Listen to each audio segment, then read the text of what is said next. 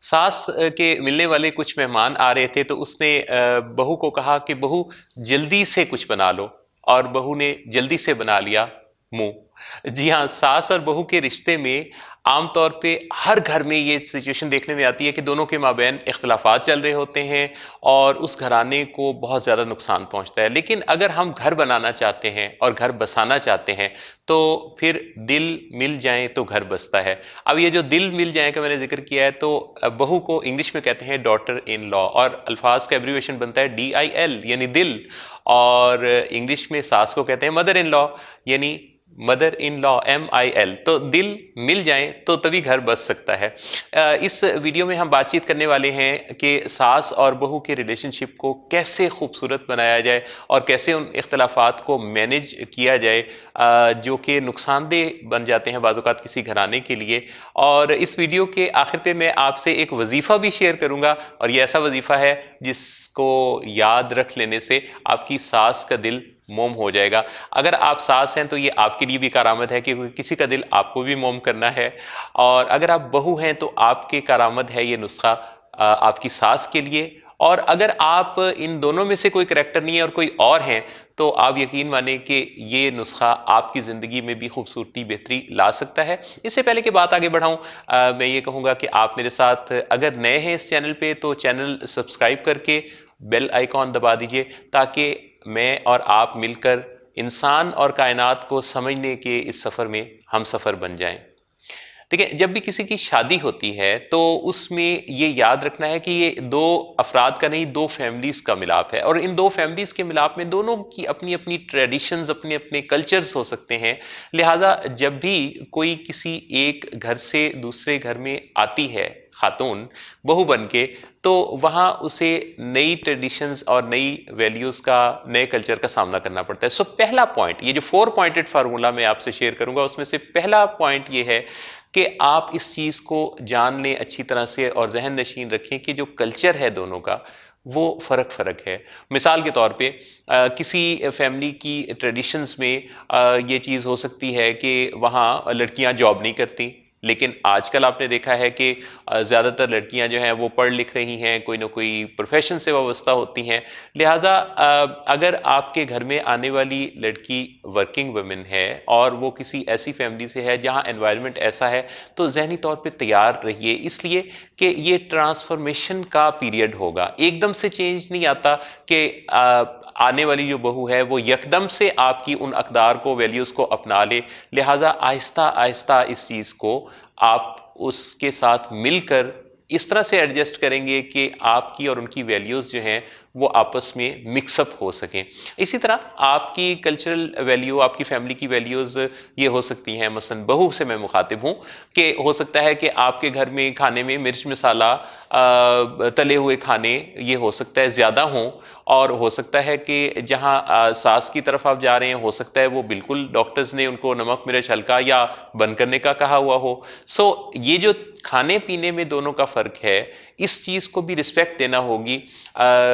دونوں کے لیے الگ الگ انتظام ہوگا، یا پھر ایک دوسرے پر کرٹیسائز کیے بغیر ان کھانوں کو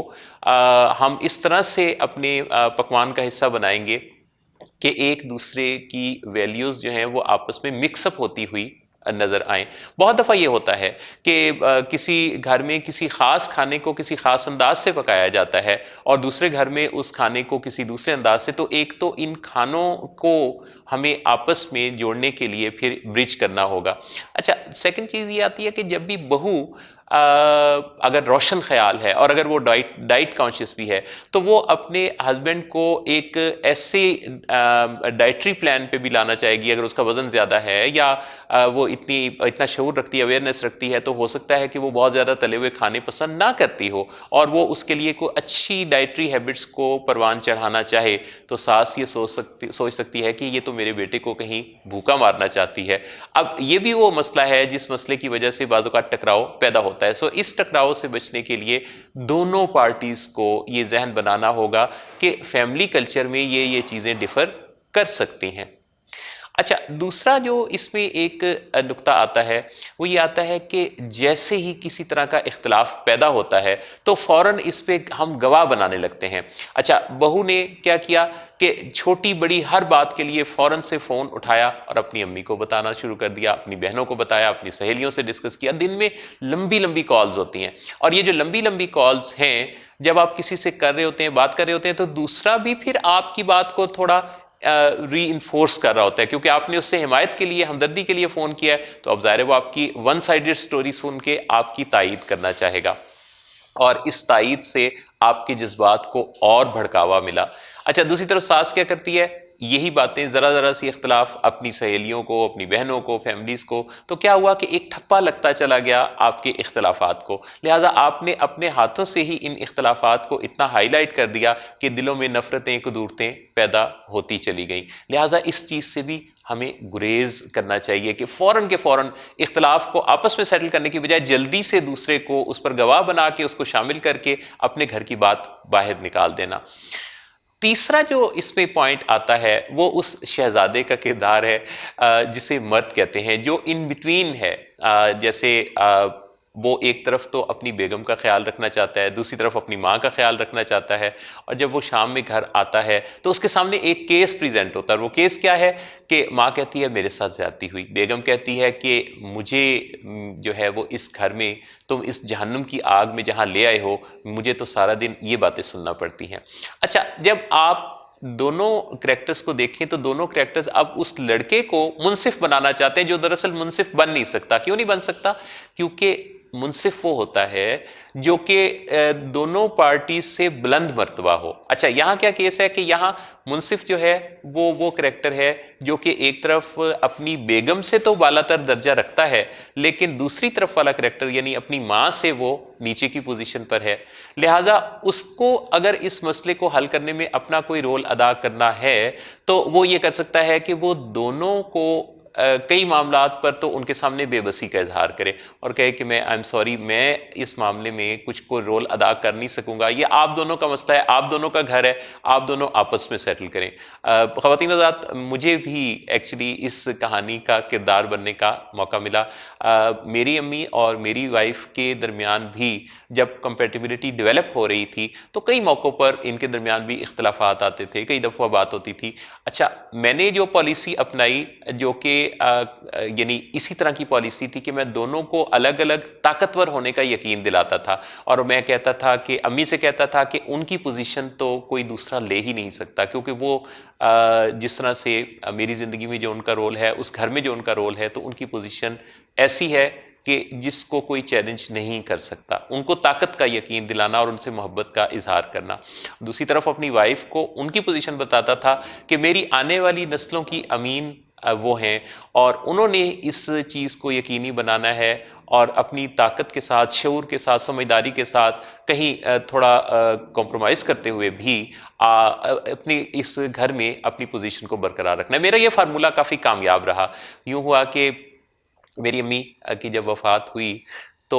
آپ حیران ہو گئے یہ جان کے کہ امی کی وفات کے بعد مجھے اندازہ ہوا کہ کئی ایسی باتیں تھیں جو وہ میری وائف سے شیئر کرتی تھیں, کئی ایسی چیزیں تھیں جو انہیں سونپ رکھی تھیں جن کا مجھے کبھی انہوں نے ذکر نہیں کیا تھا. ان دونوں کی یہ کمپیٹیبلٹی جو میں نے دیکھی تو مجھے اندازہ ہوا کہ میں نے صحیح پالیسی اپنائی اور دونوں کو اپنی اپنی جگہ طاقتور ہونے کا جو احساس اور یقین دلایا وہ کافی کارگر ثابت ہوا. اچھا اس میں یہ بھی یاد رکھیے کہ جو آپ یعنی کہ ساس یا بہو کا کریکٹر ہے, اس میں چوتھے پوائنٹ کی طرف آ رہا ہوں, اس میں تانا زنی سے ضرور بچنا ہے. دیکھیں کئی دفعہ گھروں میں یہ ہوتا ہے کہ اگر آپ کے گھر میں بہو آئی ہے تو فوراً ساس کیا کرتی ہے, ساس یہ کہتی ہے کہ جی فلاں کی بہو جو ہے وہ تو اس طرح سے گھر کو سنبھالتی ہے, وہ تو اس طرح سے خیال رکھتی ہے, وہ تو اس طرح کے کام کرتی ہے. یہ اب سنا رہی ہیں, کہہ نہیں رہی لیکن سنا رہی ہیں. اچھا دوسری یا پھر اپنی بیٹی کا حوالہ. اب بھلا بتائیے کہ بیٹی سے بہو کا مقابلہ کوئی بنتا ہے؟ بیٹی کا, ہماری بیٹی تو ادھر جا کے ہمارے داماد کے ساتھ تو اس طرح سے کرتی ہے, وہ تو اس طرح سے خیال رکھتی ہے. اچھا دوسری طرف جو بہو ہے وہ کیا کرتی ہے, وہ بھی کئی دفعہ اگر اچھا جہیز لائی ہوئی ہے یا اچھا سامان اس کے وہ لے کے آئی ہے اپنے گھر سے, تو وہ آ کے اپنی ادھر ساس کو یہ کہہ رہی ہے کسی کام کہنے کے نتیجہ میں کہ جی میں کوئی یہاں کام کرنے والی تھوڑی ہوں, میں اپنے ساتھ یہ سارا اتنا بڑا گھر آپ کا گھر بھر دیا, یہ وہ اس طرح کی باتیں. اچھا ان باتوں سے بھی, تانا زنی سے بھی پھر آپ کے دلوں میں فاصلے پیدا ہوتے ہیں. یہ کرنا بہت زیادہ ایک گھرانے کے لیے تکلیف دہ ہو جاتا ہے, لہٰذا اس چیز سے بھی بہت زیادہ ہمیں گریز کرنا ہے.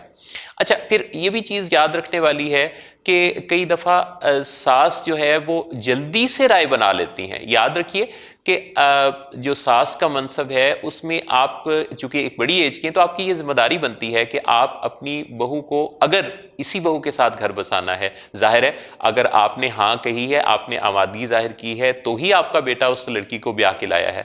یا آپ نے خود پسند کیا ہے. تو اب اگر اس لڑکی کو اس گھر میں آپ نے اپنی اگلی نسلوں کو پالنے پوسنے کی ذمہ داری دینی ہے, تو پھر اس کا امیج خراب نہ کریں, نہ سوسائٹی میں, نہ لوگوں میں, نہ خاندان میں, کیونکہ اگر آپ اس کو کا امیج ٹھیک رکھیں گے تبھی آپ کے گھرانے کو اس معاشرے میں ایک اچھا مقام مل سکے گا. اسی طرح کئی دفعہ یہ چیز بھی دیکھنے میں آتی ہے کہ ساس اور بہو کے بارے میں بیٹی اور ماں کی توقعات رکھی جاتی ہیں, جیسے کہ یہ رشتہ کوئی بیٹی اور ماں کا ہے. ہم رول ریورسل میں کیوں چلے جاتے ہیں؟ ہم یہ کیوں سوچتے ہیں کہ بیٹی بیٹی ہوتی ہے, بہو بہو ہوتی ہے, ساس ساس ہوتی ہے, ماں ماں ہوتی ہے, لہٰذا ساس کو ماں بنانے کی ضرورت نہیں, بلکہ ایک رسپیکٹیبل ریلیشن شپ جو اس کا سوسائٹی میں موجود ہے وہ عزت دی جائے. اسی طرح بہو سے بیٹی کی توقعات نہ وابستہ کی جائیں, وہ ایک اور کردار ہے, اور اس کو اس کی ویلیوز کے ساتھ ایکسیپٹ کرنا, ان ڈفرینسز کے ساتھ ایکسیپٹ کرنا ہمارے گھر میں ایک اچھی خوبصورتی اور خوشیوں کا سبب بنے گا. اب آ جاتے ہیں اس وظیفے کی طرف جس کا میں نے آپ سے ذکر کیا تھا. وہ وظیفہ آپ کے کسی بھی رشتے کو خوبصورت بنائے گا, اور وہ وظیفہ ہے کسی کی دل کھول کر تعریف کرنا. اگر آپ کی ساس جو کہ کافی ایجڈ ہو سکتی ہیں, ہو سکتا ہے ان کی ایج 60 کے آس پاس ہو, 65 70 جو بھی ان کی ایج ہے, ان کی تعریف دل کھول کر کریں. اگر انہوں نے کپڑے اچھے پہنے ہیں نا, تو آپ انہیں اگر یہ کہیں گی کہ آپ اس ڈریسنگ میں تو بہت ہی اچھی لگ رہی ہیں, کسی 25-30 سال کی لڑکی جیسی لگ رہی ہیں, تو ان کی فیلنگز ایک دم سے بہت بوسٹ ہوں گی اور وہ بہت اچھا محسوس کریں گی. اسی طرح سے آپ کسی اور حوالے سے ان کو جب اپریشیٹ کر سکتی ہیں کہ بھی آپ نے کھانا بہت اچھا بنایا, فلاں ڈش آپ بہت اچھی بناتی ہیں, تو کتنی خوشی ہوگی ان کو, اور اس کے نتیجہ میں ان کے دل میں آپ کے لیے بہت جگہ بنے گی. یاد رکھیے کہ تعریف کرتے ہوئے, اس تعریف کے نتیجہ میں اگر گھر بستا ہونا, اگر آپ کے گھر میں خوشیاں آتی ہوں, تو اگر یہ تعریف ایگزیجوریشن بھی ہے, اگر یہ تعریف مبالغے پر مبنی بھی ہے, اگر یہ تعریف پوری طرح سے سچی نہیں بھی ہے, تب بھی یہ تعریف آپ کے لیے بہترین اور کارگر نسخہ بن سکتی ہے. لہٰذا اس وظیفے کو آپ ضرور یاد رکھیں, اور اپنے گھر کی خوبصورتی کو یقینی بنانے کے لیے ہر کردار اچھی طرح سے یہ جان لے کہ جب بھی دو گھرانے ملتے ہیں, جب بھی دو فیملیز ملتی ہیں, تو یہ ٹرانسفارمیشن کا جو پیریڈ ہے یہ درمیان میں کچھ آتا ضرور ہے. اپنی ویلیوز, اپنی ٹریڈیشنز, اپنی روایات, اپنے کلچر کے ساتھ آنے والا جب کسی دوسرے گھر کا حصہ بنے گا, تو دونوں کے آپس میں مکس اپ ہونے کے لیے تھوڑا وقت چاہیے. اس وقت کو ضائع مت کیجیے, اس وقت کو ایک دوسرے کے دلوں میں منافرت پیدا کرنے کے لیے مت استعمال کرنے دیجیے, بلکہ انتظار کیجیے کمپیٹیبلٹی کا, کمپیٹیبلٹی میں اپنا رول ادا کیجیے اور اپنے گھروں کو خوبصورت بنا ڈالیے. ناظرین, یہ آج کی اس بات چیت کا میسج. میں چاہوں گا کہ آپ اپنے کامنٹس کے ذریعے کچھ ایسے آئیڈیاز تو ذرا مجھ سے شیئر کریں جو آپ کے ذہن میں آئے ہوں یہ بات چیت سنتے ہوئے. آپ کیا سمجھتے ہیں کہ یہ جو پوائنٹس ہم نے ڈسکس کیے, ان کے علاوہ بھی کچھ ایسی باتیں ہیں جن کو اگر ہم یاد رکھ لیں تو ہم ساس بہو کے اس تنازع سے نکل سکتے ہیں؟ مجھے انتظار رہے گا آپ کے کامنٹس کا. اب مجھے محسن نواز کو اجازت دیجیے, اور ملتے ہیں اگلے کسی ایسے ہی ویڈیو میں. تب تک کے لیے اللہ حامی و ناصر.